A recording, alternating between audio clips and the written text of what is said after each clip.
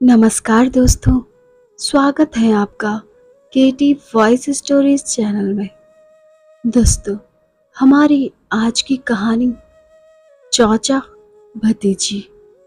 मेरा नाम दामिनी है। मैं 26 साल की खूबसूरत औरत हूँ।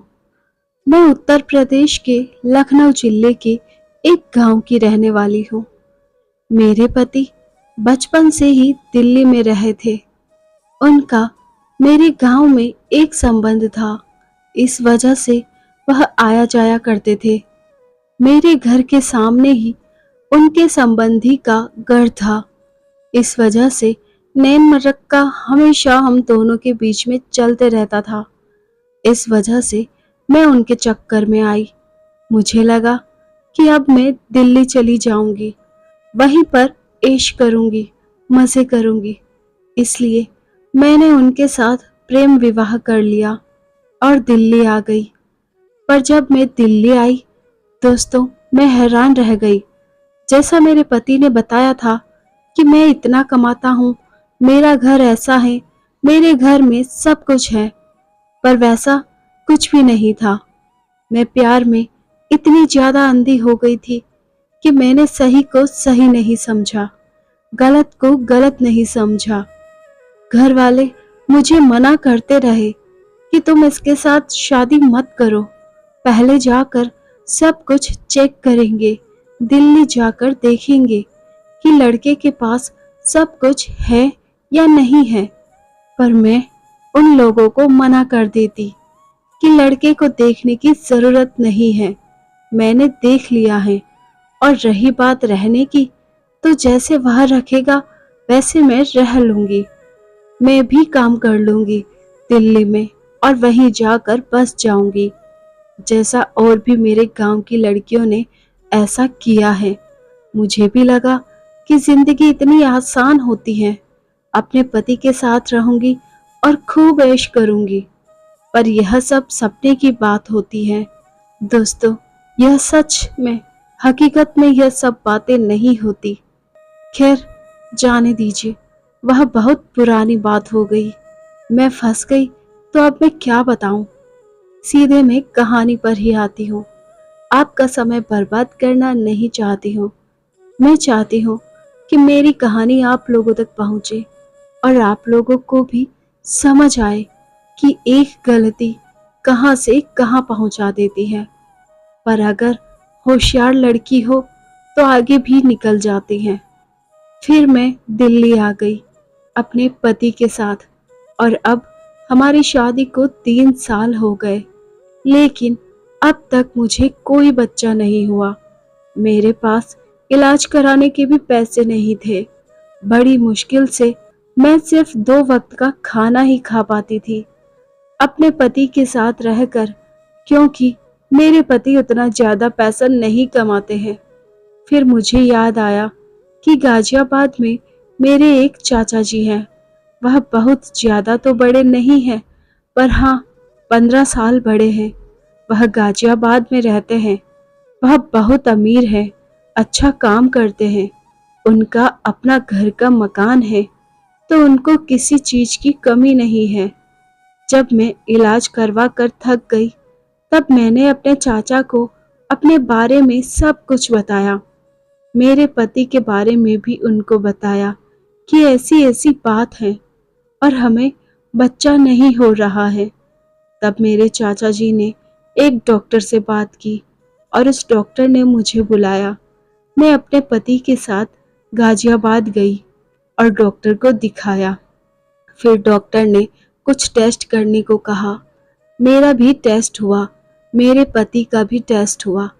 दूसरे दिन मेरे पति अपने काम पर दिल्ली चले गए।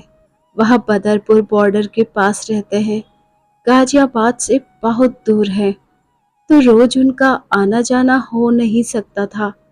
तो चाचा बोले कि तुम दामिनी को यहीं पर छोड़ दो, डॉक्टर जो कहती है वह सब एक बार समझ पूछ लो, उसके बाद ले जाना। गांव में भी मेरे घर वाले को भी यह आइडिया अच्छा लगा। मैं अपने चाचा के यहाँ रुक गई और मेरे पति वापस बदरपुर बॉर्डर चले गए। चाचा जी हमारे अकेले रहते हैं क्योंकि मेरी चाची उनको छोड़कर चली गई है, किसी और के साथ भागकर शादी कर ली है। तो चाचा अकेले ही है। जब रिपोर्ट आई तो पता चला कि मेरे पति में खराबी है। मेरे पति पिता नहीं बन सकते हैं, उनका शुक्राणु काउंट बहुत कम है। यह बात पता चलते ही मेरा माथा ठनक गया। अब मैं किसको क्या बोलूं? मैंने अपने मन से शादी की थी, अब मैं कहाँ जाऊं? शादी के बाद वैसे भी मेरे घर वाले बदल गए थे। मेरे साथ ससुर भी ज़्यादा मुझे प्यार नहीं करते हैं। पति मुझे बहुत प्यार करता है, पर वह किस काम का जब मैं उसके बच्चे की माँ ही ना बन पाऊं। यह सब सोचकर मैं बहुत ज़्यादा रोने लगी। चाचा के कंधे पर सर रख के रोने लगी। चाचा मुझे दुलार कर रहे थे, प्यार कर रहे थे, समझा रहे थे, क्या करोगी, जो किस्मत में है वही होगा। मैं भी समझ गई, जो किस्मत में है अब उसको तो कोई काट नहीं सकता। मैं पति तो बदल नहीं सकती। पर मेरे चाचा ने एक बात बताई कि देखो दामिनी, अभी यह सब बात तुम अपने पति को मत बताना। अभी तुम कहना कि मैं यहीं रहकर इलाज करवाऊंगी। डॉक्टर ने बोला है कि अभी यहीं पर रहो और इलाज करवाओ। धीरे धीरे मेरे चाचा के साथ संबंध और भी ज़्यादा अच्छे हो गए। चाचा को भी एक कंपनी मिल गई थी और मैं भी खुश थी। अच्छे से खा पी रही थी, घूम रही थी। धीरे धीरे मैं हंसने बोलने लगी थी। सारे दुख जैसे दूर हो गए थे। मेरे चाचा बड़े ही रोमांटिक किस्म के इंसान हैं। एक दिन की बात है, चाचा के पैर बहुत ज्यादा दर्द कर रहे थे। वह खुद ही कटोरी में तेल निकालकर बोले कि आज मैं अपने से ही तेल लगा लेता हूँ। चाची रहती थी तो कभी कभी लगा भी देती थी, परंतु जब अकेला हो गया तो क्या करूं? यह सुनकर मुझे अच्छा नहीं लगा। मैं चाचा के यहाँ रहकर इलाज करवा रही थी, यहाँ रह रही थी। तो मैंने उनको कहा कि लाइए मैं लगा देती हूँ।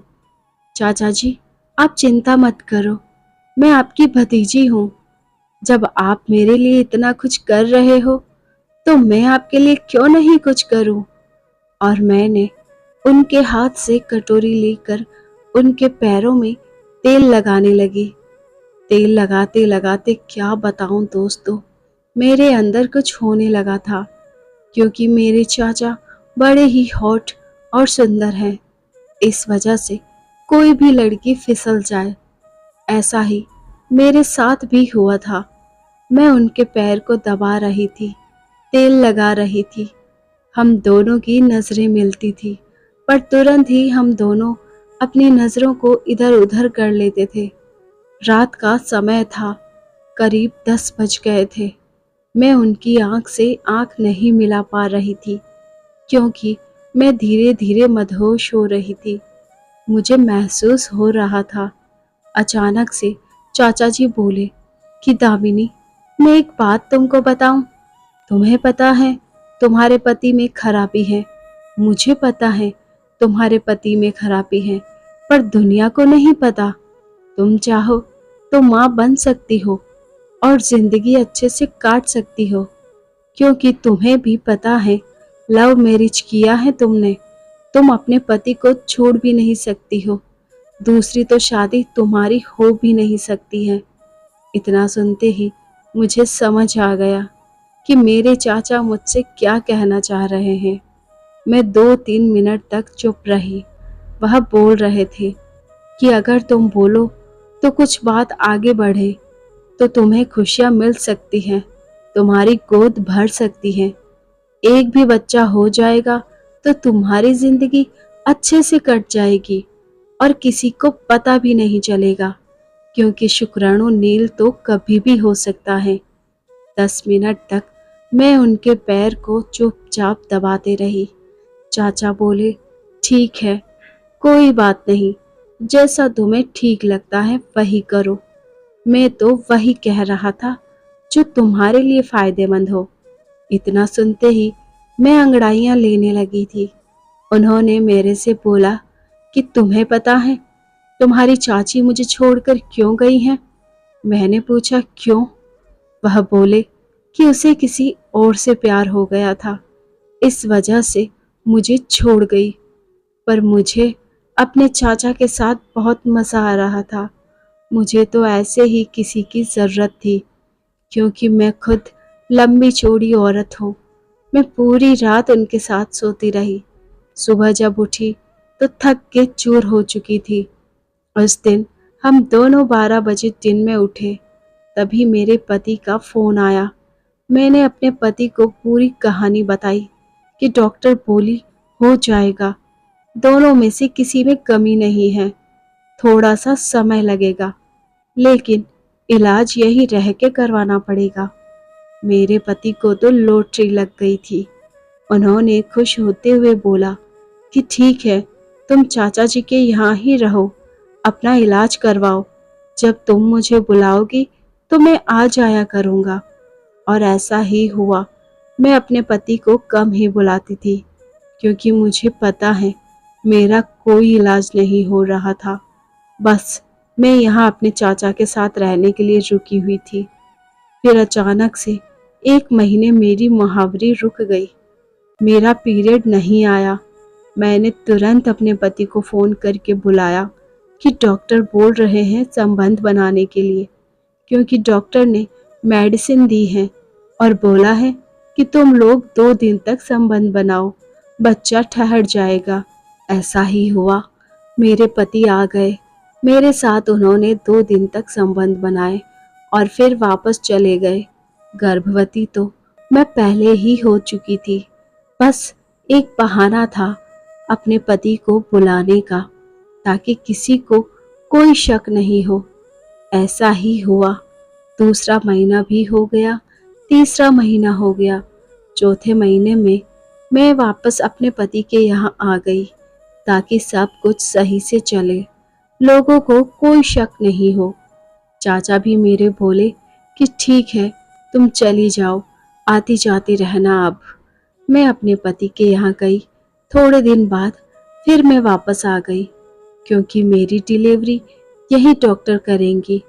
पति का आना जाना यहाँ बिल्कुल कम था। मैंने अपने चाचा के साथ पूरी गर्भावस्था के दौरान भी संबंध बनाए। आज मैं एक बेटी की माँ हो गई हूँ। मुझे बहुत अच्छा लग रहा है। मुझे बहुत खुशी हो रही है। अभी 15 दिन का मेरा एक बेटा है। इस बेटे के पिता मेरे चाचा जी हैं। मैं धन्यवाद करती हूँ उनका, जिसकी वजह से आज मैं माँ बन पाई हूँ। आज मैं बहुत ही खुश हूँ। मैं ही खुश नहीं हूँ, मेरे पति मेरे साथ, मेरे ससुर सारे खुश हैं। तो दोस्तों, कैसी लगी आपको ये कहानी? आई होप पसंद आई होगी। ऐसी ही और कहानियाँ सुनने के लिए बने रहिए हमारे साथ। अपना प्यार और सपोर्ट दीजिए। चैनल पर नए हैं तो सब्सक्राइब करें, साथ में